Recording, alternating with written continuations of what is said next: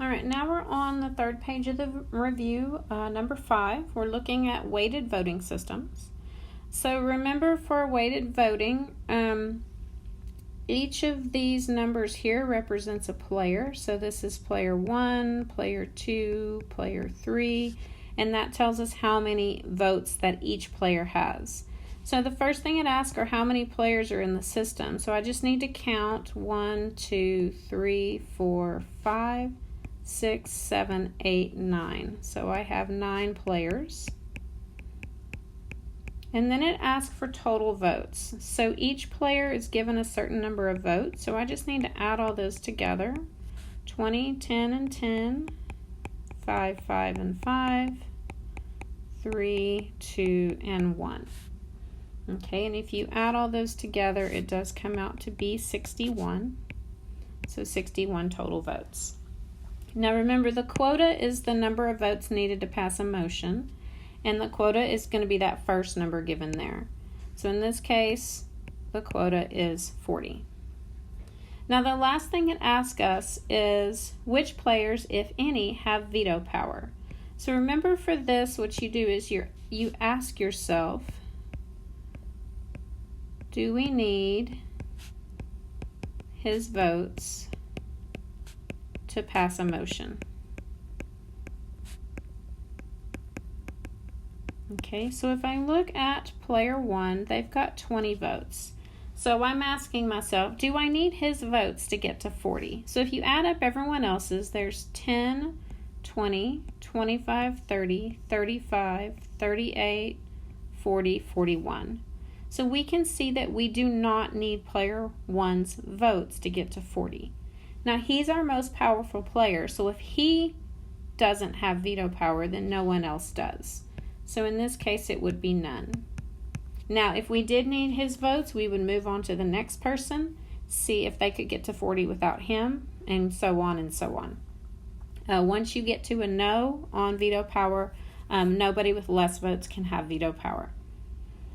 All right, so for number 6, we're given a voting system, but we're not given the quota. So it says find Q if a strict majority is needed to pass a motion. So this is just asking us to find a majority. So let's get our total number of votes first. We have 6, 4, 3, 3, 2, and 2. This comes out to be 20 votes. So to get a majority, I would half it and then go up. Remember that a majority is more than half. So I would need 11 votes to get a majority. Then it says find Q if at least 3/4 of the voters are needed to pass a motion. That means exactly 3/4 or more. So I need 3/4 of the total vote, which is 20. So 3/4 of 20 comes out to be a nice whole number, comes out to be 15. So that would be exactly 3/4, but that's okay for this one. Next, we're asked for the smallest and largest value of Q. So remember, your quota can go anywhere from a majority to a total number of votes. Well, we've already found both of these numbers. We know that a majority is 11, and we know that a total number of votes is 20. And then for the last part, it says if the quota is more than 3/4. So remember that 15 was exactly 3/4. So if I need more than 3/4, then I just need to add a vote to that and make that 16. Okay, moving on to number 7. This is a fair share question. So players A, B, and C are sharing a cake. We want to find the fair share for each player. So on this one, we have to add them up, and we're not necessarily going to get the same total each time. I think on this example it does come out to be the same every time, but it doesn't have to. And then we're going to divide that by the number of players, which is 3.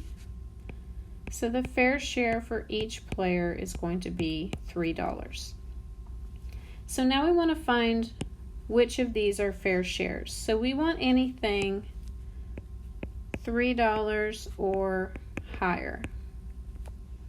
So if I highlight that, I can see the fair shares for each player.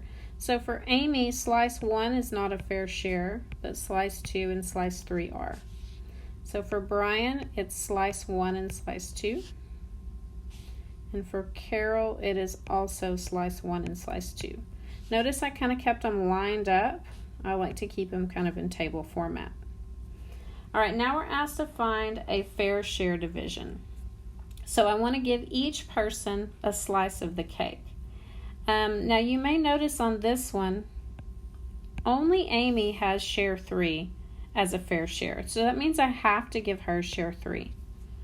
But then when it comes down to giving 1 and 2, I can switch these. So I could give Brian 1 and Carol 2, or I could switch those. I still have to give Amy the third piece, but I could switch Brian and Carol's piece. So either of these would be considered a fair share division.